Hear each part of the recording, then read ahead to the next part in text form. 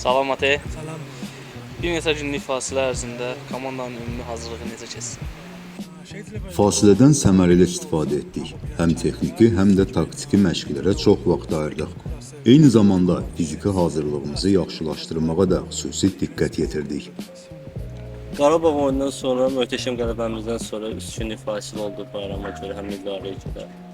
Yəni əsas fiziki hazırlığımızı daha yaxşı duruma gətirməyə çalışdıq. İlk 4-5 gün həftədə bir gün 2 məşq, bir gün 1 məşqlə kifayətləndik. Ağır məşqlərimiz oldu. Yəni hamı canla başla iştirak elədi. Fikirləşirəm ki, qaydasındadır və bu tempimizi qoruyub saxlayırıq yavaş-yavaş. Qəbələ ilə oyuna hazırlaşırıq. Turnir cədvəlinə görə bu prinsipial qarşılaşma olacaq.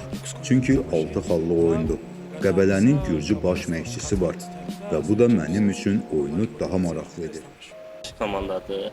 Yəni bizim turnir cədvəlində rəqiblərimizdən biridir. Düzdür, Qəbələdən sonra da artıq rəqiblərimizlə oynamamız gəlir.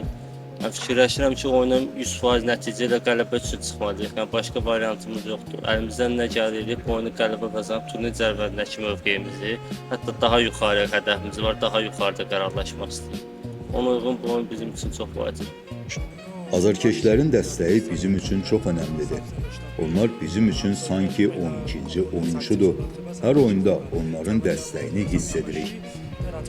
Və ümid edirəm ki, oyundan sonra yenə birlikdə qələbəni qeyd edəcəyik.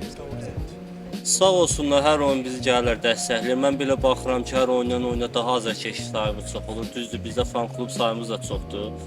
Hamısına dərin təşəkkürünü bildirirəm, dəstəkləyirlər. Yəni Qarabağ oyunda da gördük son oyunda. İnanıram ki, bu oyunda da əllərindən nə gəlir bizim üçün dəstəyini əsirgəməyəcəklər. Çünki onların dəstəyi bizim üçün çox vacibdir.